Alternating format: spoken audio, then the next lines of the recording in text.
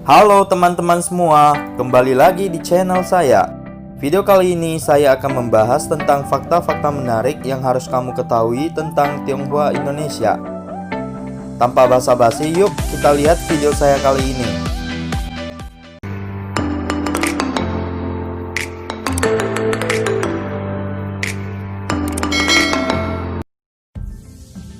Indonesia adalah sebuah negara yang memiliki beragam agama, budaya, bahasa, sekaligus etnis. Nah, salah satunya adalah etnis Tionghoa. Sebagai salah satu etnis Tionghoa yang tinggal, lahir, dan besar di Indonesia, saya ingin menyampaikan beberapa fakta menarik tentang etnis Tionghoa di Indonesia yang harus kita ketahui bersama. Berikut adalah pembahasannya. Yang pertama adalah tidak semua orang kaya.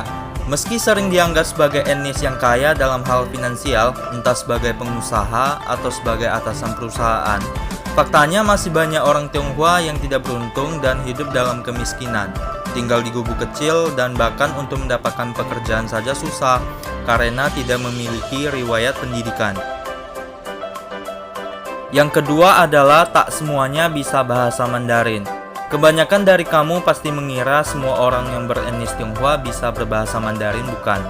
Kenyataannya sebagian besar etnis Tionghoa yang lahir besar di Indonesia nggak bisa berbahasa Mandarin loh. Dikarenakan di zaman dulu sangat dilarang untuk berbahasa Mandarin secara umum. Bahkan di sekolah mata pelajaran bahasa Mandarin tidak diperbolehkan. Kondisi ini membuat orang Tionghoa tidak punya kesempatan belajar bahasa Mandarin. Mata pelajaran bahasa Mandarin kembali diperbolehkan sejak zaman pemerintahan Presiden Gus Dur. Dan kursus bahasa Mandarin pun semakin marak. Meskipun begitu, generasi muda Tionghoa sudah terlanjur nyaman menggunakan bahasa Indonesia sebagai bahasa sehari-hari. Yang ketiga adalah ikut berjuang dalam kemerdekaan. Meski ada yang membela kepentingan Belanda, tetapi ada juga peran warga Tionghoa dalam menggelorakan semangat kebangsaan sehingga terwujudnya kemerdekaan. Terbukti dengan adanya nama-nama warga Tionghoa Indonesia yang berperan serta dalam kemerdekaan Indonesia. Di antaranya Yeoh Kim Jam, yang berani mengambil resiko untuk berdiri bersama W.R. Supratman mendukung Supratman untuk merekam dan menggandakan lagu Indonesia Raya, yang mana kita tahu pada zaman itu pun sudah digunakan untuk membangkitkan sentimen semangat kebangsaan. Tokoh kedua ada Jiao Qi Song. Peristiwa Rengas Dengklok mungkin tak akan pernah terjadi tanpa adanya campur tangan Jiao Qi Song. Ia rela membiarkan rumahnya dijadikan tempat penyanderaan Soekarno dan Hatta oleh tokoh pemuda diantaranya Soekarni, Khairul Saleh, Adam Malik pada hari Kamis tanggal 16 Agustus tahun 1945. Untuk mempercepat proklamasi kemerdekaan Indonesia. Dan masih banyak tokoh-tokoh warga Tionghoa yang berperan serta dalam mewujudkan kemerdekaan Indonesia. Yang keempat, memiliki dua nama. Pada zaman pemerintah Orde Baru, pemerintah mengeluarkan kebijakan asimilasi.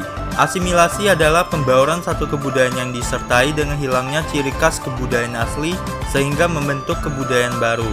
Salah satunya warga Tionghoa harus mengganti nama Cinanya atas dasar pembuktian nasionalisme dan sebagai surat bukti kewarganegaraan Republik Indonesia untuk bisa mengurus perkara akte kelahiran, perkawinan, dan kematian. Coba lihat sekeliling orang Tionghoa yang di dekatmu, entah itu teman sekolah atau rekan kerja, rata-rata memiliki dua nama.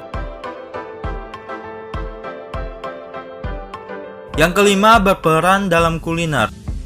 Indonesia awalnya dikenal sebagai negeri penghasil rempah yang berlimpah.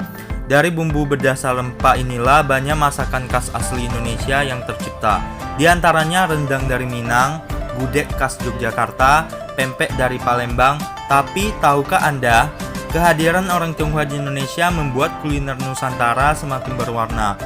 Di antaranya seperti ciakwe, lumpia, nasi ayam, kue tiaw, pangsit, dan masih banyak lagi. Wah, kalau bahas makanan bikin ngiler dan lapar nih.